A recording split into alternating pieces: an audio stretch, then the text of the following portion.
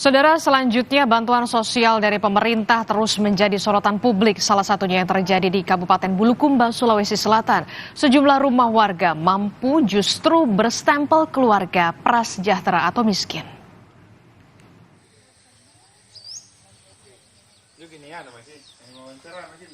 Inilah kondisi beberapa rumah milik warga mampu di Kabupaten Bulukumba, Sulawesi Selatan.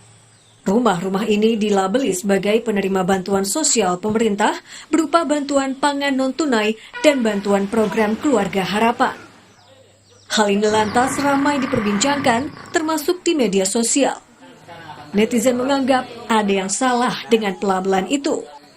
Pihak Dinas Sosial Kabupaten Bulukumba langsung merespon serta meninjau ke lokasi.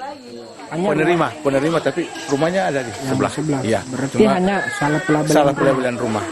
Makanya kita turun untuk mengecek apakah memang rumahnya itu bukan. Usai diselidiki, pihak Dinas Sosial Bulukumba akhirnya mengakui adanya kesalahan dalam pemberian label keluarga prasejahtera atau miskin di Desa Karasing, Kabupaten Bulukumba, Sulawesi Selatan. Mereka pun telah melakukan perbaikan dan rumah warga mampu yang dilabeli miskin kini telah dihapus. Tim Liputan, Kompas TV.